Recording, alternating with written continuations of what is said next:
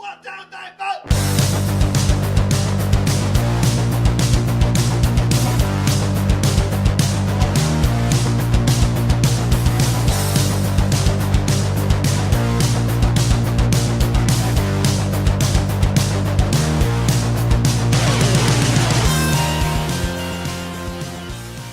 And what's up, all you Stay Tuners? Welcome back to another episode of Stay Tuned Sports. It's your good friend Jimbo here, back for our weekly combat show. For a while there, I was calling it the MMA show, but I mean, we talk bare knuckle boxing, stuff like that. Big weekend last week for UFC. UFC 239 was this past weekend, and pretty sure we saw one person dead and another person probably pretty much knocked out into retirement, and another fighter at probably a crossroads for themselves to, you know, what to do next. But we will get into UFC 239 about halfway through the show or so, and I will give my opinion about the Ben Askren knockout, Jorge Masvidal's flying knee. Was it luck? Wasn't it luck? That type of deal. Some of the comments I've been seeing about it, just ridiculous. It's just ludicrous in a way to see some of these fans think it was luck. Maybe it was. I don't know. We'll have to get into it a little bit in the show, but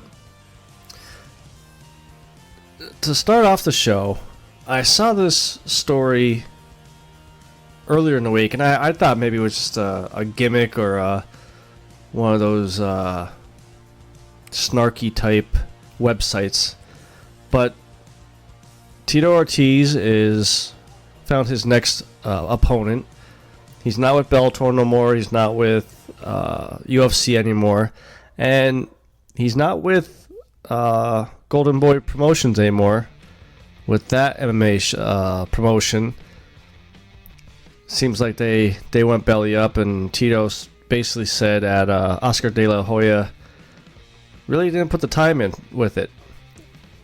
Really wasn't as dedicated as Dana White is with UFC. So he's going to be fighting for Combat America's promotion, and his next opponent is Alberto Del Rio. For any wrestling fans out there, yes, I'm not making this up. This is actually happening. No date or location has been set yet, but they came out and did say the only thing they really confirmed was it will happen in the fourth quarter of this year. Now, to me, this is just, if this is a starting up promotion, this is kind of a gimmick to me, sounds like. I mean, obviously Tito, well known in the UFC, in the MMA community, in Bellator as well. He has won his last 4 of his 5 fights, so I mean, granted, he is older, he's 44, and some of the guys he fought, like Chael Sonnen, his last one was Chuck Liddell, knocked Chuck Liddell out. Basically, to me, it was just all over the hill guys. And don't get me wrong, I like Chael Sonnen, and I've always liked Chuck Liddell, but it's way past their prime, which, you know, we saw Chael Sonnen retire a couple weeks ago. Chuck Liddell, kind of like BJ Penn, just doesn't want to give up the fight game, and unfortunately, you're going to see more of him getting knocked out instead of him doing the knocking out. Now, the one thing that I did not know about Alberto Del Rio, which that's his wrestling name, his real name is Alberto Rodriguez, is he actually fought in the Pride promotion in Japan back in 2003 and 2004. I always just thought he had just like a little bit of MMA background, but never really actually competed it. You know, I used to be into wrestling, watching wrestling and stuff like that, and really haven't watched the past few years. But I remember Del Rio on WWE and, you know, his kicks and stuff like that. But this is not the way I think you want to start off a promotion. Yes, they're two big names, so you will sell tickets. I'm not sure if it's going to be on pay-per-view or not, because again, there was not that much information given out just yet. The only other thing that they did confirm is it's going to be a 210 pound catch weight fight. But if you look at, you know, like the UFC, when they started up, say, the women's division, they didn't go right out and get Chris Cyborg, who at the time was probably the biggest name out there. They brought Ronda Rousey over from Strikeforce, who was the champion, and built it up. You know, granted, maybe the talent wasn't there for her to compete with, but it was B-list names. They brought over Mishi Tate, Kat Zingano, you know, nothing over the top. Now, bringing in Tito Ortiz, that's not a bad start. You look at bare knuckle boxing, BKFC. They brought over Joey Beltran. They started off small. Joey Beltran, Johnny Bedford, who is the champion now of his division. They brought over B-list names, Beck Rollins. And I love Beck Rollins, so I'm not bashing her by saying she's a B-list name or anything like that. But those people help as a team, as a bunch of fighters, to help put them on the map. And to the point that back in June, last month, their pay-per-view buys actually outperformed UFC pay-per-view buys. Now, this past weekend's pay-per-view probably blew them out of the water just because it was John Jones fighting Santos, Amanda Nunes versus Holly Holm. So, I mean, they had bigger names on this card. But to bring in Albert Del Rio to face Tito, I just wonder, like, did he even try to say go, Ken Shamrock or someone, one of the older guys, Vitor Belfort, or anybody like that? Because it sounds like it's going to be another Golden Boy promotion, Oscar De La Hoya type situation where it's going to fizzle out fairly quickly. Speaking of Ken Shamrock, I see he's starting up a bare knuckle promotion himself, which now you're going to see them popping up left and right because it's starting to feel like that's the new thing to do is bare knuckle boxing. And I'll tell you what, BKFC, it's going to be hard to top them. They are the UFC right now of bare knuckle boxing. There's no Bellator type promotions out there yet. They're more the underground type promotions. And for these guys to this Combat America's promotion, I just don't think they're thinking about too much. I think they're trying to make as much money right off the get-go, and whatever happens, and you're not going to last that way. So like I said, this past Saturday we had UFC 239. Now I'll tell you what, a very good card again. They've been pretty entertaining. I know for a while there I was bashing UFC for how they handled John Jones, who was on this card. But at least they're still putting entertaining fights You had the main card start off with Diego Sanchez versus Michael Chiesa. You had Luke Rockhold versus Jan Blachowicz. Then Jorge Masvidal versus Ben Askren, Amanda Nunes, Holly Holm, John Jones, and Thiago Santos. I feel kind of bad for Diego Sanchez. I love him as a fighter. I love how he's aggressive, how he's just out there in left field with his interviews, his face-offs with his opponents. But I think Father Time finally caught up to him. This was a good test for him to see where he stands in his career. And Michael Chiesa just embarrassed him. To the point that the judges actually, all three judges had it 30-26. There was nothing Diego could do to figure him out. And another fighter that was on the prelims, actually, that you could see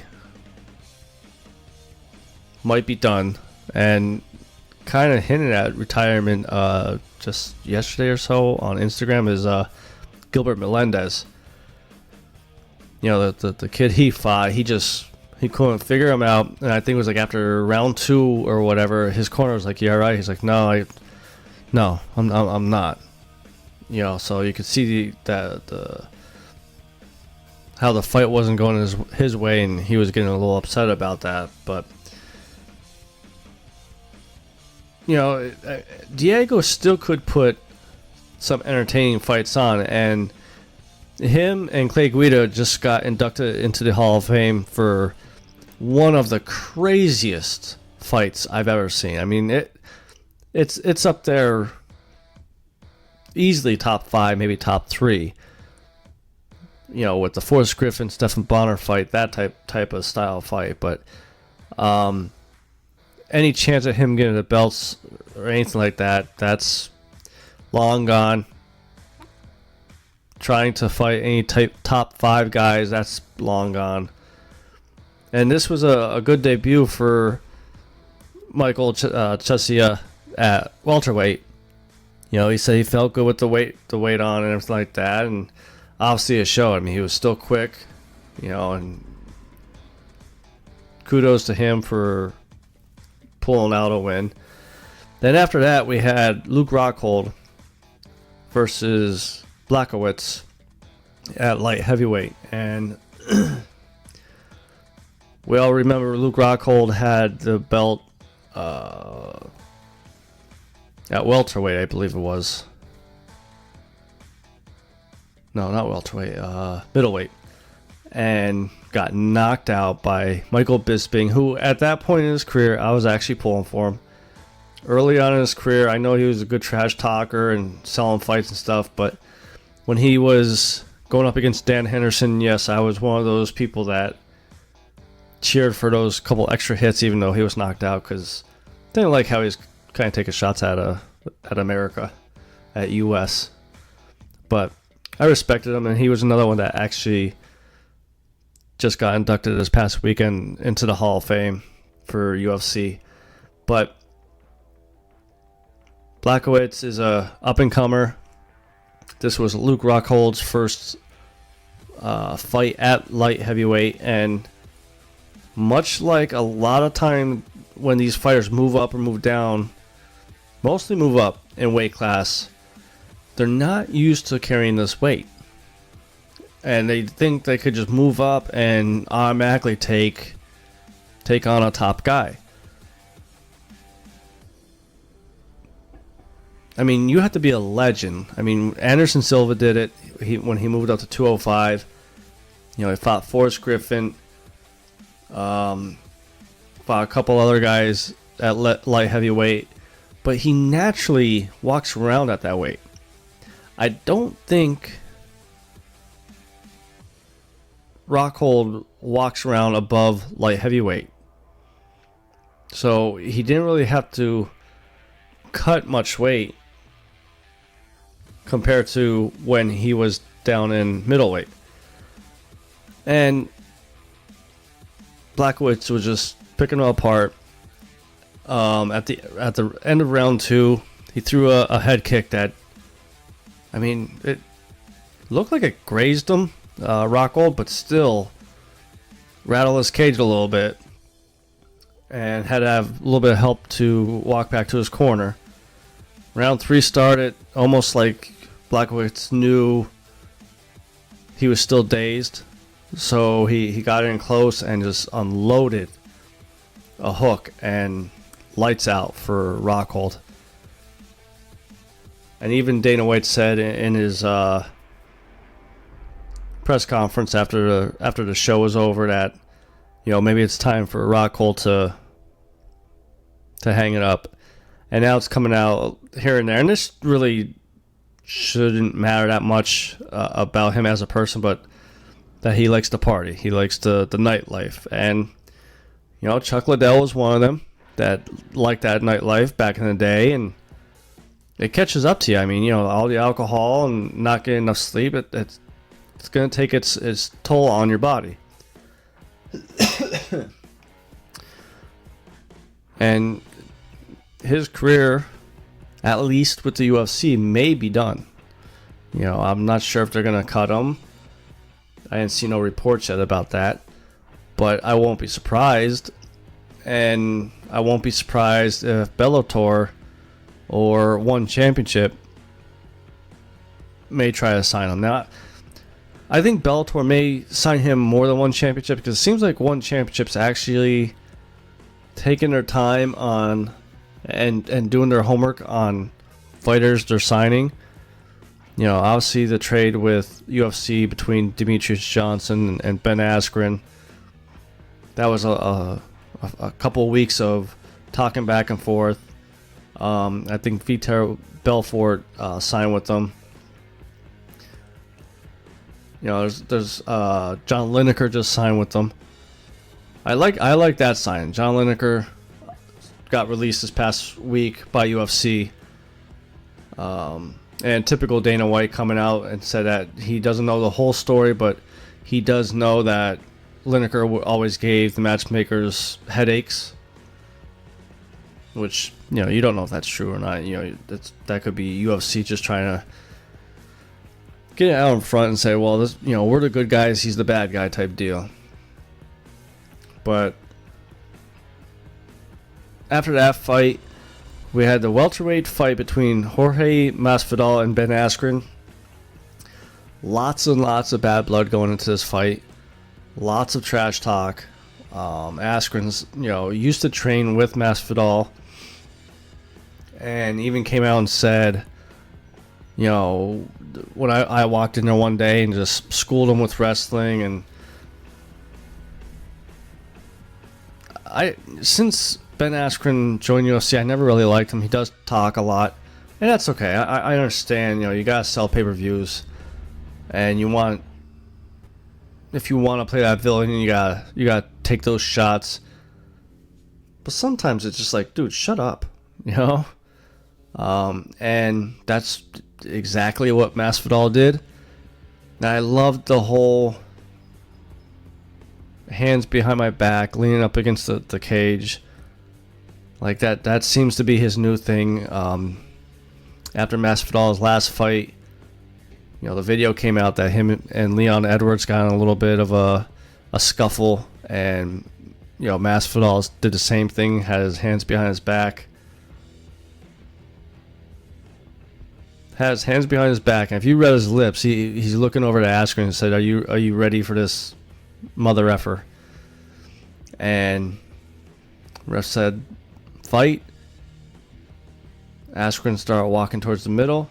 Masvidal, I think, took maybe 2 steps towards Askren and then just sprinted, jumped up in the air, and just landed the knee right on the head. Askren was out cold. I mean, this fight came on roughly about 11:30 at night Eastern time, and I actually woke up with one of my sons screaming because I actually did take Askren against Masvidal, but I thought Masvidal killed him. He's just laying there, and then he landed a couple extra punches that some fans believe was not necessary. The taunting afterwards, I still think it's not necessary, but I understand some of these fighters have a hard time, turning off, quote, the switch. And for all the trash talking and all the stuff that led up to this, it possibly could have been one of those. We were just talking about Tito Ortiz. What about him? Every time he would knock someone out, he would pretend he's digging a grave for the person. Or, Chuck Liddell's, screaming with the arms up in the air. You literally just could have killed the dude. And you're taunting and everything like that. I saw one fan post on Twitter, how funny would it have been if Masvidal separated or broke his collarbone when he imitated Askren falling to the mat. Now, I do agree with what Masvidal said at his press conference when he was asked about the punches after Askren was knocked out, was obviously knocked out. He said absolutely it was necessary. I think that comment was because of all the trash talk leading up to it. And he said about the ref didn't pull him off yet. I agree with that. You as a fighter are told you keep punching until the ref pulls you out. That's the ref's job to stop the fight, not you. Because, again, going with what Masvidal said, all it takes is for you to pull back once and the other fighter is going to embarrass you. Maybe even knock him out. So, in a way, yes, I'm okay with Masvidal keep throwing the punches, just because, like I said, the ref didn't pull him off Askren. But he knew he was knocked out. Could have been hard for him to turn off the switch just because of all the trash talk. I mean, even again, we just talked about Bisping. When I didn't like him, Dan Henderson landed the knockout punch, which he was completely knocked out, but he still threw that overhand as one last shot. Not a lot of people are talking about that one, So, I think with a knockout like that, which was a 5-second knockout, quickest in history of the UFC, I think he deserves a title shot. He knocked out Till in his last fight. Knocked him out cold, and he's a tough son of a bitch. Cowboy Cerrone he took out. So I think he deserves a title shot. Now, I did see Dana say he's not guaranteed a title shot with the Covington fight against Robbie Lawler. If Lawler wins, Lawler gets the title fight. But if Covington wins, Masvidal will get the title fight. So we'll have to see how that plays out. I'm curious if you guys think he should get the next title shot or not. I may put a poll out there this week. Sometimes see what everybody thinks. Then the co-main event came on, and we had Amanda Nunes versus Holly Holm. Amanda Nunes is a champ, as they call them now. This was for the women's bantamweight belt. And much like how Holly sent Ronda into retirement, if you want to call it, I guess, retirement now, because she really hasn't said if she's going to come back to UFC. But Amanda Nunes threw the leg kick to the head and just completely froze her up. Her eyes were still open, so she wasn't totally knocked out, but just like I was just saying about the ref, Amanda Nunes jumped on top, kept punching until the ref pulled her off, and retain her belt. You know, a couple weeks ago, I wrote my pound for pound rankings for BellyUpSports.com, and I had Daniel Cormier as my top guy, top person, I should say. Manuel Nunez, I believe I had second or third, but I think it was second. And I said if she added a couple more names to her resume, it'd be tough for me to not put her number one. And I'll tell you what, you know, she really has come into her own. If this doesn't put her as number one pound for pound, and we get Cyborg Nunez too, and she does the same thing to Cyborg that she did in her first match, she's easily would be the number one pound for pound fighter in the world. I mean, just an impressive fighter, you know. Then after that one, we had the main event, the light heavyweight fight between John Jones and Thiago Santos. And I'll tell you what, you know, I thought Jones would run through him. I think a lot of people thought he would run through him, and maybe he should have. He's the more dominant fighter of our era, if you want to call it that. But only won by split decision. Santos, you know, worked the leg kicks and it seemed to be working. And Jones just wasn't aggressive. And, you know, the next day, I was actually, you know, starting thinking about it because by this point, you know, of the fight coming on, really couldn't think that much because I was kind of drinking. But it makes you wonder, you know, this is what, second or third fight since coming back from the suspension, and his past three fights he really hasn't looked as dominant as he used to be.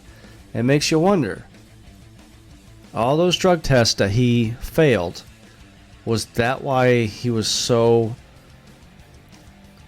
dominant, so much better than the other fighters? You know, if he has another outing like this, people are going to start thinking. And that's maybe one reason why I didn't even put him in my top 5 for pound fighters. And the even more messed up part about this fight, to show you exactly how non-dominant John Jones was, Santos actually blew out his ACL, MCL, PCL, and tore his meniscus on his left knee.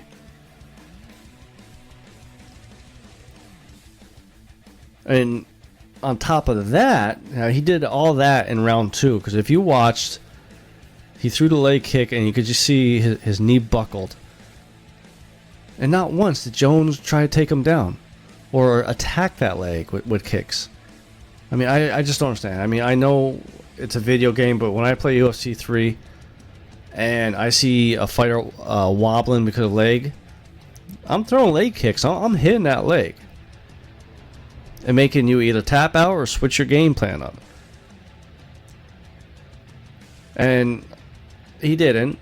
And then in round 4, right around there, Santos actually tore a ligament in his right knee. So he had 2 knees completely destroyed. And Jones didn't do anything. He wasn't the aggressor. And he nearly lost his belt because of it.